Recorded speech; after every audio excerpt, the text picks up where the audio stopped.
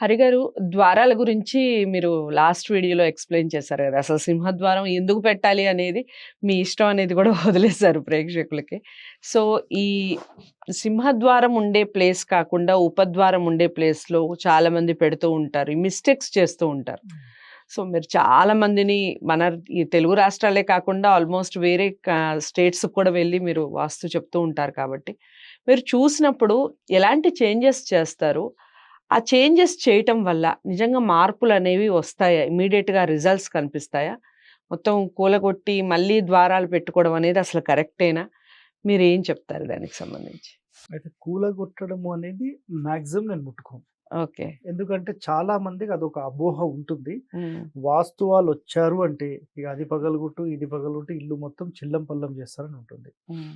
First ఎవరైనా visit తీసుకున్న వాళ్ళకు లేదంటే వాస్తు మార్పుల కోసం ఎవరినైనా సంప్రదిస్తే వాళ్ళొచ్చి చేసే మొట్టమొదటి పనేంటంటే ఈ కరెక్షన్స్, ఈ మోడిఫికేషన్స్ పగలగొట్టించడము, ఇది అక్కడ ఉండొద్దు, అది ఇక్కడ ఉండొద్దు అనేవే చేస్తుంటారు. హ్మ్. సో, మీ అందరికీ ఒక క్లారిటీ నేను ఫస్ట్ ఇస్తాను. ఏంటంటే ఒక బిల్డింగ్ నిర్మాణం జరిగిన తర్వాత దాంట్లో ఆటోమేటిక్‌గా ఒక ప్రాణం వచ్చేసింది. హ్మ్. ఆ ప్రాణానికి సంబంధించిన మార్పు ఎప్పటికీ చేంజ్ చేయలేం. హ్మ్. ఇది ఫస్ట్ కండిషన్. ఇది క్లియర్ గదా! ఒకవేళ నేనిచ్చే ప్లాన్ కాకుండా ఇప్పుడు నేనిచ్చే ప్లాన్ ఒక బిల్డింగ్ అయింది. హ్మ్. మీరు సొంతంగా ఒక బిల్డింగ్ కట్టుకున్నారు. నేనిచ్చిన కొలతకు, ఆ కొలతకు డిఫరెన్స్ ఉంది. ప్రపోర్షన్స్ వేరే ఉన్నాయి. నిష్పత్తులు వేరే ఉన్నాయి. హ్మ్. దాని యొక్క గణితం వేరే ఉంది. అది ఏ ఆధారం ప్రకారం లేనిది. హ్మ్. సో, ఇప్పుడేమవుతుందంటే వీళ్ళకొచ్చే రిజల్ట్, వాళ్ళకొచ్చే రిజల్ట్ డిఫరెంట్‌గా ఉంటుంది. ఓకే. డిఫరెంట్‌గా ఉంటుంది. దీని లోపల మనం ఎవరైతే డ్వెల్లర్స్ అంటే హ్మ్. ఎవరైతే అందులో నివాసం ఉంటున్నారో వాళ్ళ జన్మ నక్షత్రాలకు మ్యాచ్ అయిన ఒక కొలత ఇచ్చాం మనం. ఓకే. ఇది వీళ్ళందరినీ ప్రశాంతంగా ఉండేలా చేస్తుంది. సో, పక్కిల్లుంది. హ్మ్. ఈ పక్కిల్లు వీళ్ళని చూస్తూ వాళ్ళు కట్టుకున్నారు. హ్మ్. కొలతలెక్కడ? లేవు.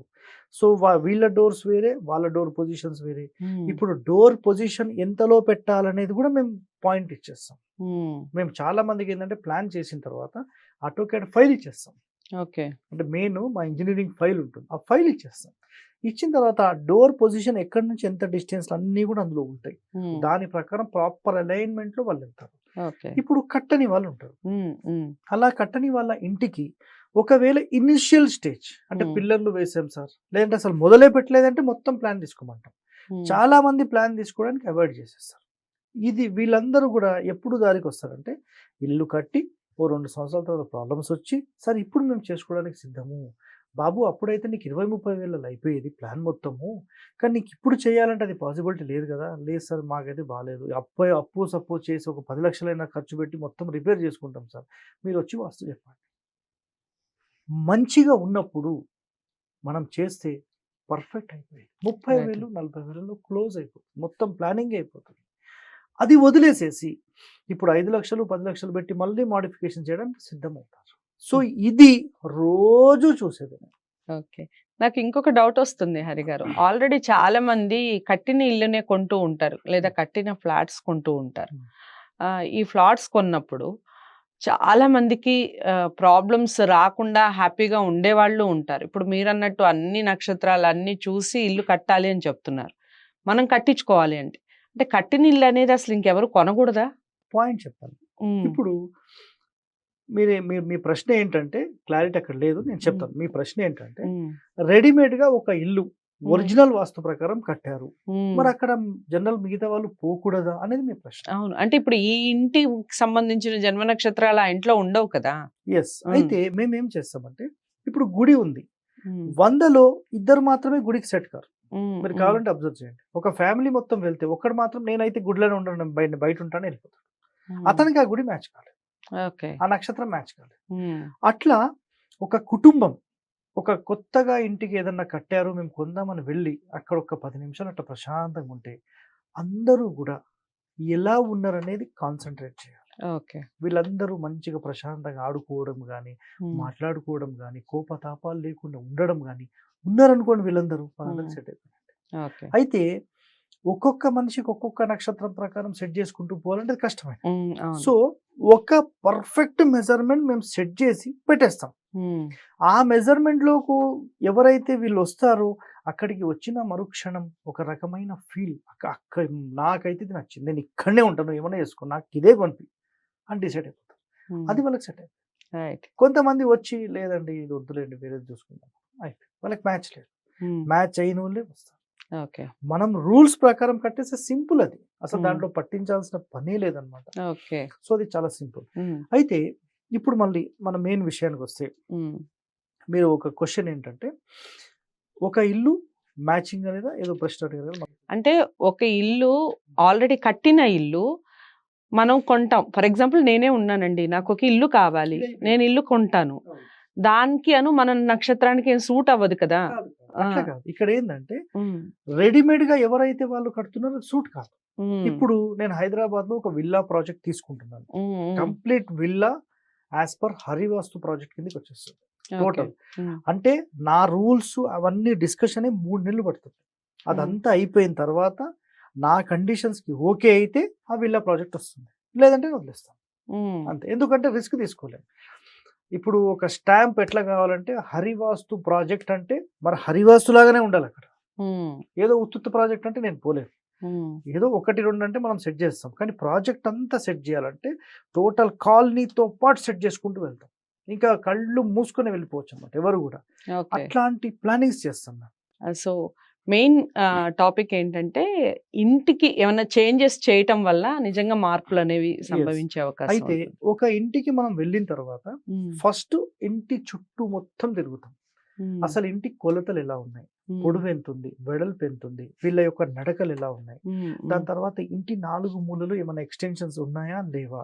ఈ ఎక్స్టెన్షన్స్ ఉంటే దాన్ని మనం కట్ చేయడం జరుగుతుంది, ఎందుకంటే మూలలు పెరగొద్దు అనేది శాస్త్రం.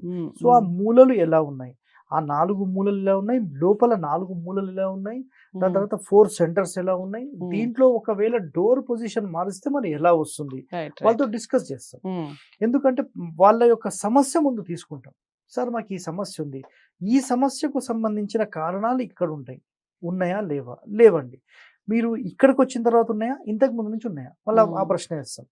లేదు సార్ మాకు ఇంతకు ముందు నుంచి ఉన్నాయి, మళ్ళీ ఇంటికి ఏం సంబంధం ఉండదు, అది ఎప్పటి నుంచో ఉంది. సొల్యూషన్ కావాలనుకోండి, ఇందు లోపల కొన్ని మార్పులు చేయడం వల్ల కూడా సొల్యూషన్ వస్తుంది. కానీ ఏ ఇంటికంటే ఆ ఇంటికి పోతే ప్రతిదీ పగలు కొట్టుకుంటూ తిరగలేం, అదైతే క్లియర్. డోర్ పొజిషన్ మార్చడం వల్ల అయితే 100% రిజల్ట్ ఉంటుంది, సవ్వాలే లేదు దీంట్లో, ఖచ్చితమైన నియమం. మనకు ధోన్ ఈ మన ఇక్కడ కర్నూలు దాటిన తర్వాత ఒక ఊరుంది, చాలా ఎక్సలెంట్ బిల్డింగ్ కట్టారు, అందులో డోర్ పొజిషన్ రాంగ్ పెట్టేస్తారు, ఫెయిల్ అయిపోయింది.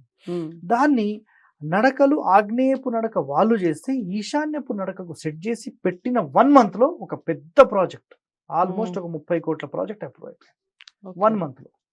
మళ్ళీ పిలిపించి మళ్ళీ సెకండరీ కరెక్షన్స్ అన్నీ తీసుకున్నాం. సో అట్లా పొజిషన్స్ మార్చడం వల్ల ఖచ్చితంగా రిజల్ట్ వస్తుంది.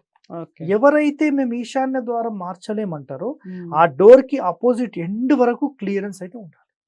అదొక్కటి చేసుకోండి. కుదరకపోతే డోర్ పొజిషన్ మార్చాలంటే మళ్ళీ దాన్ని సెంటర్ డోర్కి తీసుకురావాలి, లేదా 3వ స్థానం 4వ స్థానం తీసుకురావాలి. మళ్ళీ దాని అపోజిట్ ఇష్యూస్ ఏమున్నాయి చూడాలి, వస్తుందా రాదా. మళ్ళీ వీళ్ళందరూ అన్నిటికీ ఒప్పుకోరు. మనం ఇంటికి పోయి అన్ని పగలగొట్టాలంటే కూడా ఒప్పుకోరు. వాళ్ళ స్థాయి ఉండొచ్చు, ఉండకపోవచ్చు. మళ్ళీ 3-4 లక్షలు ఎక్కడ పట్టుకురావాలి సార్, మీరు మా చిన్నది చెప్తారేమో అని పట్టుకొచ్చినామంటారు.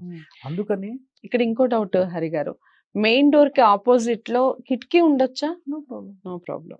ఎండ్ వరకు క్లియరెన్స్ ఉండాలి, అదే చెప్తున్నాను. ఒక మెయిన్ ముఖద్వారం ఇప్పుడు ఇక్కడ నుంచి ఎలాగైతే ఎండ్ వరకు క్లియరెన్స్ ఉంటుందో అట్లా క్లియరెన్స్ ఉండాలి మొత్తం ఎండ్ వరకు, అది చెప్పేదన్నమాట.